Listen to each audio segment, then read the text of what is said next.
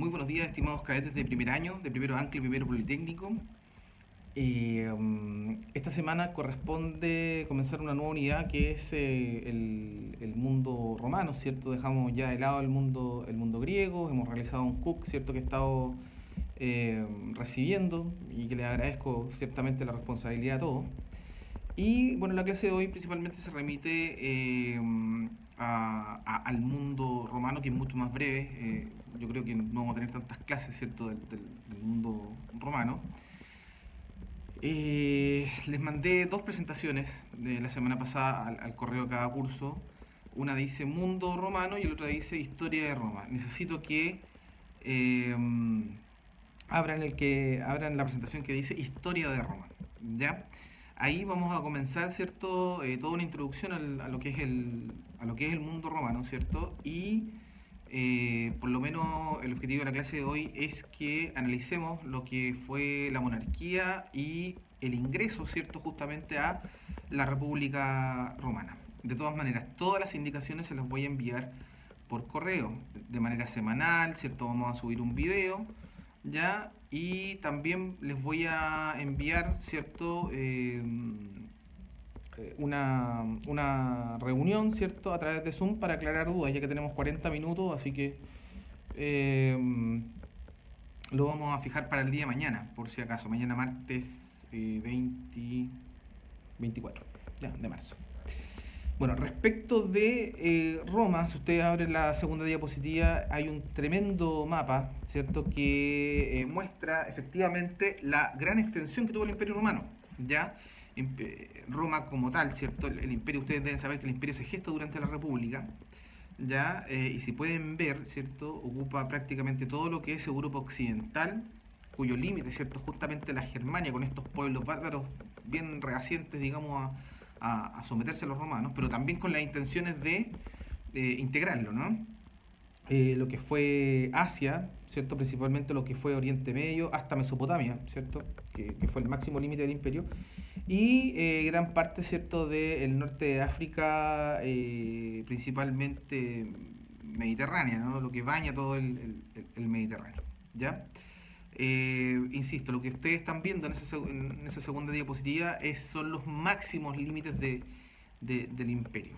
Y ustedes tienen que pensar que Roma, bueno, y justamente de eso vamos a hablar ahora, partió siendo una pequeña comunidad de agricultores, ¿cierto? En el centro de Italia, ni siquiera, en la península itálica, ni siquiera era un pueblo pescador. Roma no, el puerto de Ostia está a unos tantos kilómetros, digamos, de Roma, y fíjense lo que se convirtió durante los años, ¿no? La tercera presentación habla de las tres etapas que tienen que tener muy, muy claras de la historia de Roma, ¿cierto? Que se refiere a la monarquía, a la república y el imperio. De estas tres etapas políticas que tiene la historia de Roma, la monarquía fue la más breve, probablemente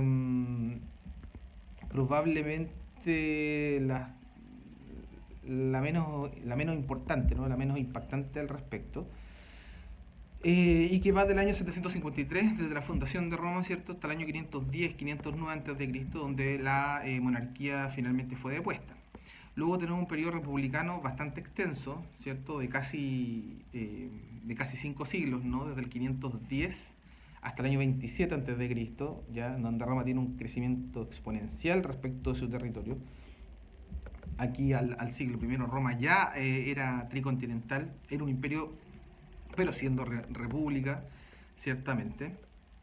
¿Ya? Y finalmente el periodo imperial, que va desde el año 27, cuando asciende justamente Octavio Augusto al poder, ¿ya?, de manera prácticamente solitaria y con un montón de atribuciones que le entrega el Senado, ¿cierto?, hasta el año 476 después de Cristo, ¿cierto?, cuando ya el imperio no tenía ninguna fuerza política ni militar sustentable, ¿ya? Siguiendo con las diapositivas, vamos a comenzar inmediatamente con la monarquía, que es un tema breve, ¿cierto? Y que reviste algunos aspectos bien especiales, ¿no? Vamos a hablar primero, bueno, respecto a la monarquía, vamos a hablar del origen del pueblo romano, ¿cierto? Sale ahí en la diapositiva, ¿cierto? Tiene dos orígenes, ¿no? Un origen mítico y un origen real, ¿ya? El origen mítico justamente habla de habla de esta famosa leyenda, ¿no? De Rómulo y Remo. Me imagino que muchos la ubicarán, ¿no? Esta leyenda habla de estos dos hermanos gemelos, ¿cierto? Que fueron alimentados por una loba.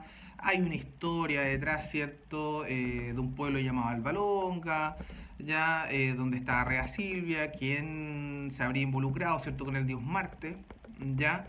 Tuvo que abandonar a sus hijos, ¿no? En una canasta en el río Tíber, porque había un tío, ¿cierto? Que se llamaba Mulio, que quería asesinar a todos los descendientes de esta dinastía en Alba Longa. Él quería convertirse en rey, y para poder proteger a su hijo, ¿cierto? Rea Silvia envía a sus hijos, ¿cierto? Por una canasta por el río Tíber. Estos llegan justamente al Valle del Lacio, donde se ubica Roma, ¿cierto? En la actualidad.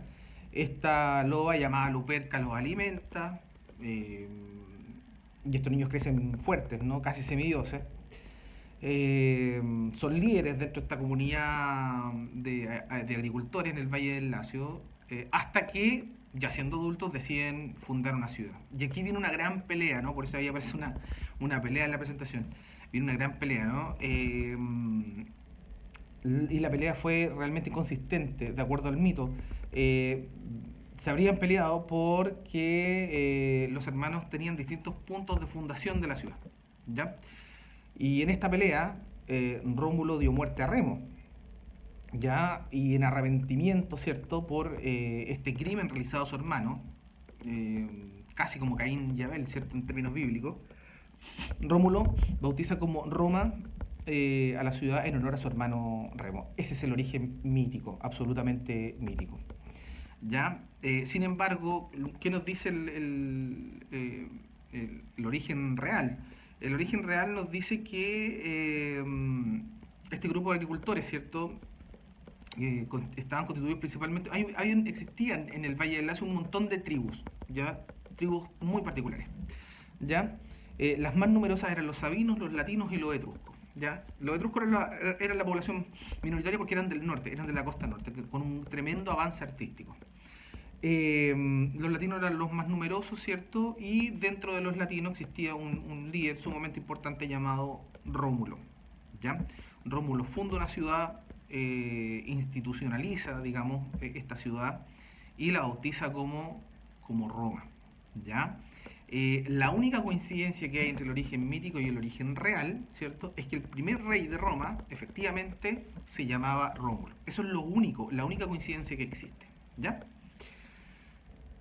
Espero haber sido claro, ¿no?, con el origen mítico y el origen real, en cuanto a las diferencias y en cuanto a las coincidencias. También hay otra cuestión mítica, ¿no? Este famoso rapto de las mujeres sabinas, pero es un mito menor, ¿no? Supuestamente los hombres latinos habrían raptado a las mujeres latinas, y a partir de ese mestizaje, ¿cierto?, se habría fundado el pueblo romano.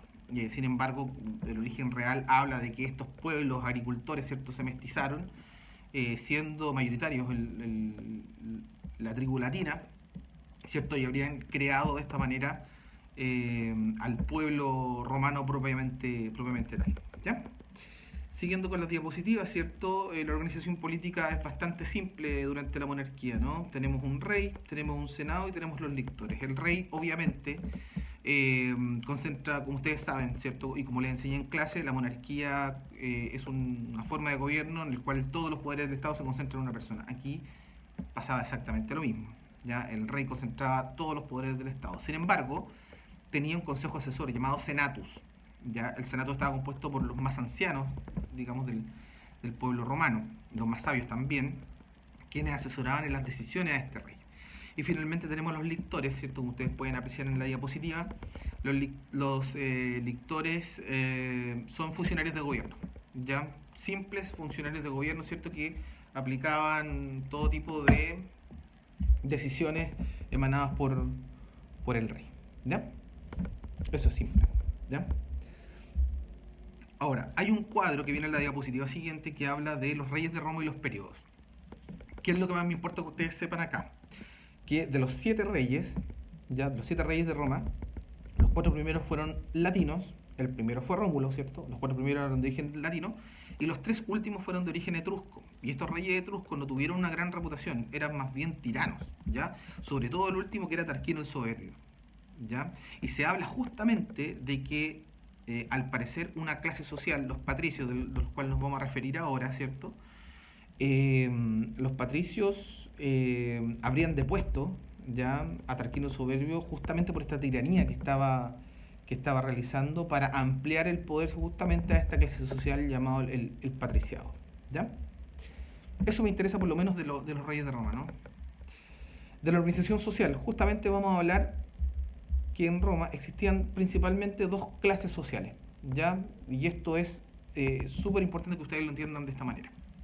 Existían los patricios y existían los plebeyos, ¿ya? Así de simple. Los patricios representaban a la élite de Roma, es decir, a los dueños de las tierras.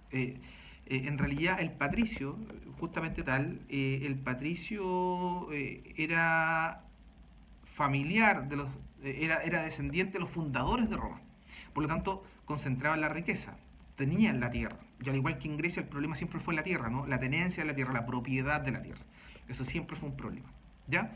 Obviamente los patricios representaban al 10, no más de 10 o 20% de la población, ¿cierto? Y son aquellos que obviamente tenían los derechos políticos, los que creaban incluso las leyes, porque el derecho, tienen que entender ustedes, era consuetudinario, ¿cierto? Y ellos tenían todos los derechos, ¿ya? Incluso de matrimonio, ¿ya? Mientras que los plebeyos, que representaban al 80% de la población, era la clase trabajadora, los agricultores, los campesinos, los artesanos, ¿cierto? Ahí les puse que incluso en esa diapositiva que incluso vestían de diferente manera, ¿ya? Y no tenían ningún derecho, ningún derecho político, ni voz ni voto, ya para ellos no se ejercía el derecho, ni siquiera el matrimonio estaba legislado para los plebeyos, ¿ya? Luego se empieza a diversificar, ¿no? Claro, tenemos también a los esclavos, ¿ya? Pero eso va a comenzar a masificarse en la medida que Roma también vaya creciendo, ¿ya? Así que ojo con eso. Respecto a la monarquía, insisto, no hay nada tan trascendente, ¿cierto? Como el cambio hacia la república. En la república las cosas sí van a cambiar y justamente es de lo que quiero que hablemos ahora. Pasemos a la república, ¿cierto? Que va desde los años 510 al año 27 antes de Cristo, ¿cierto? Y vamos a comenzar con el concepto, ¿no? Res publica, ¿ya? Una palabra compuesta, ¿no? Que viene del latín res publica. Res habla de la cosa, de la cuestión, y pública que nos concierne a todos, ¿ya? La república tiene que ver justamente con esta forma de gobierno en el cual todos los asuntos, ¿cierto? Son de orden público, todos tienen que ver con las cosas que a nosotros nos pasan, ¿ya? Y dejo además justamente ahí el concepto, ¿no? De república. Dice forma de gobierno en que los asuntos públicos son determinados por la voluntad del pueblo. Vamos a ver qué es esto. En Roma está por ahí nomás, es como la democracia griega, ¿no? Con mucha restricción, ¿cierto? Con mucha limitación de la participación ciudadana. A través de la elección de autoridades, ¿cierto? Por un periodo determinado según el derecho, el que garantiza la igualdad ante la ley. Eso siempre y cuando el derecho sea escrito. El gran problema en Roma, insisto, es que aún no tenemos un derecho propiamente tal escrito, ¿no? Este concepto, ¿no? Forma de gobierno en que los asuntos públicos son determinados por la voluntad del pueblo, en Roma obviamente e inicialmente fue por los patricios. Estas cosas van a cambiar después con el derecho romano, que vamos a ver también, ¿ya? Y dice, a través de la elección de autoridades por un periodo determinado según el derecho, ¿ya? El problema es cómo se ejerce el derecho, si está escrito o no está escrito, ¿no? Puede ser que este concepto aplique para nosotros, ¿ya? Aplique para nosotros, pero no necesariamente para este mundo romano, ¿no? Que va a tener grandes cambios, pero años después, ¿ya? Y que garantice la igualdad ante la ley, porque claro, un voto de un patricio no tiene por qué ser mayor que el voto de otro que a lo mejor sea plebeyo, pero eso es muy distinto, muy distinto, ¿ya? El segundo punto habla de las instituciones romanas de importancia, ¿cierto? Que es el Senado, la magistratura y el dictador, ¿ya? Y que justamente vamos a ver en un organigrama. Fíjense que hay un organigrama tremendo, ¿cierto? Un organigrama político tremendo, muy grande, ¿ya? Y que habla justamente de cómo se estructuraba, ¿no? Y acá ustedes, no sé si se acuerdan, si en, en Grecia era la eclesía la institución más importante, bueno, en Roma era el Senado. ¿Por qué? Porque hacía en el fondo la misma pega, el mismo trabajo. El Senado se encargaba de aprobar, ¿cierto? O rechazar las leyes que eh, se presentaban, ¿cierto? Para el mundo romano. ¿Ya? Por eso el Senado tenía gran importancia. Si fue la eclesía, insisto, si la eclesía era la que aprobaba y rechazaba las leyes en Atenas, ¿cierto? Bueno, en el mundo romano, el Senado fue la institución más importante. Pero en la República Romana, ojo, ojo, en la monarquía era el rey, en la República era el Senado, ¿cierto? Y después en el imperio, obviamente va a ser el emperador, ¿no? ¿Ya? En este organigrama político tenemos un montón de una especie de columna vertebral, digamos, con funcionarios, pero me voy a trasladar al dictador, ¿ya? Al dictador. ¿Por qué razón? Y el dictador, como ustedes ven ahí, aparece con flechitas, ¿no? Flechitas intermitentes. ¿Por qué razón? Porque resulta que el dictador eh, aparece, a diferencia del tirano, no se confunde mucho con el concepto tirano, ¿cierto? Este concepto aristotélico de tirano que yo le enseñé en clase, ¿ya? Pero no es así. El dictador efectivamente era elegido por el Senado en un caso de crisis, ¿no? De crisis en Roma. Podía ejercer el poder por 6 meses, incluso podía ser extendible ese tiempo. Y el dictador es una especie de rey, ¿no? Se le concentran todos los poderes. Todo el resto de la magistratura, el Senado y todos los que ustedes ven ahí en la diapositiva desaparecen, ya desaparecen de manera absoluta. Y el dictador tiene como función arreglar la situación de Roma, sea problemas internos, sea problemas externos, pero él tiene todos los poderes, como si fuera un rey, como si fuera un emperador. Ya tiene todos los poderes del Estado romano, ¿cierto? Y se encarga justamente de arreglar la situación en Roma. ¿Ya? Eh, pero no es una magistratura ordinaria, sino que es extraordinaria. O sea, aparece en esos casos, cuando existen problemas que ya el Senado ni las magistraturas puedan solucionar, bueno, ahí se elige al dictador para que pueda arreglar justamente todos estos problemas. Espero haber sido claro, porque tanto el Senado como los cónsules, los pretores, censores, ediles, cuestores, ¿cierto? Y la asamblea son magistraturas ordinarias, que son permanentes. A eso me refiero, cuando son ordinarias son permanentes, ¿ya? Bueno, luego vamos a ir terminando, por lo menos por hoy. Tenemos dentro de la magistratura ordinaria, ¿cierto? Tenemos a los cónsules. Los cónsules presiden la República, ya son los máximos coordinadores, administradores de la República y además son los comandantes en jefe, ¿cierto?, del ejército en Roma. Por lo general eran dos cónsules que duraban un año en el cargo, aunque después cada una de estas magistraturas se fue extendiendo tanto en tiempo como en cantidad. ¿Ah? Ojo, porque eso depende mucho de la función. Luego los pretores también eran dos, duraron un año en el cargo, pero después se fueron extendiendo. Son los máximos administradores de la justicia en Roma. ¿Ya? Eh, una especie así como de máximos jueces en Roma. Que insisto, después se fueron extendiendo porque la población se fue, obviamente, fue creciendo a la medida que fueron expandiendo su territorio. Luego tenemos los censores, ¿ya? Los censores también partieron siendo dos, pero después se extendieron mucho más porque los censores, bien, obviamente, me imagino que lo relacionaron con la palabra censo. Bueno, además de eso se encargan de vigilar la moral y las buenas costumbres, ¿no? El pueblo romano no tenía un muy buen comportamiento moral y ético a nuestros ojos hoy, ¿ya? Y por lo tanto, existían estas personas para que vigilaran la moral y las buenas costumbres, ¿cierto? En los lugares públicos, ¿ya? Hay valores que son universales, hay otros que, bueno, con la llegada de Cristo esto va a cambiar taxativamente, ¿cierto? Con la puesta a prueba, ¿cierto? De valores importantes, de valores cristianos, a eso me refiero. Luego tenemos a los ediles, ¿no? Los ediles también un año en el cargo, pero esto fue variando con el tiempo. El edil hoy se le llama al alcalde, ojo, en Chile se le llama edil al alcalde, porque justamente cumplía un rol alcaldicio, se preocupaba de la limpieza, del orden, de los monumentos de la ciudad, de conservar a Roma, ¿cierto? Siempre limpia, siempre bella, ¿cierto? Siempre bien mantenida, ya en términos de aseo y ornato, ¿ya? Y finalmente tenemos a los cuestores, que son, bueno, partieron dos, después fueron muchos más porque son los recaudadores de impuestos, del Estado romano. Siempre se le tributa al Estado romano. Ya el tema de la carga impositiva es una cuestión muy antigua. ¿Ya? Y la última parte está concentrada en la asamblea, ¿no? La asamblea, esta es la asamblea de los ciudadanos, ¿no? Que está dividida en comicios, ¿ya? Si ustedes recuerdan, en el mundo ateniense estaba la bulé. La bulé preparaba los proyectos de ley, ¿cierto? Que después eran presentados por la Britanía a la Eclesia. ¿Se acuerdan, cierto? Bueno, aquí la asamblea hace ese mismo trabajo. La asamblea se divide en comicios y esos comicios elevan proyectos de ley, ¿ya?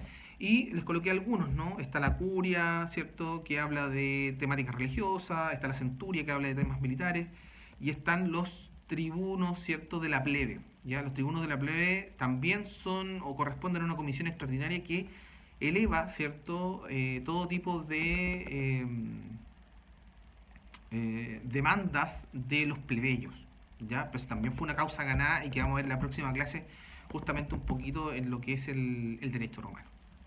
Bueno, por ahora vamos a dejar esto hasta acá, con este inicio, ¿cierto?, de lo que fue la República. Yo espero que hayan comprendido, que hayan entendido bastante bien estas temáticas y vamos a destinar, como les digo, una hora. Les voy a mandar un correo con todas las indicaciones y vamos a destinar, lo vamos a parcelar, ¿ya? Y ahí en el correo va a estar todo especificado, ¿cierto?, la cita que vamos a hacer por Zoom, por si tienen alguna duda de esta clase.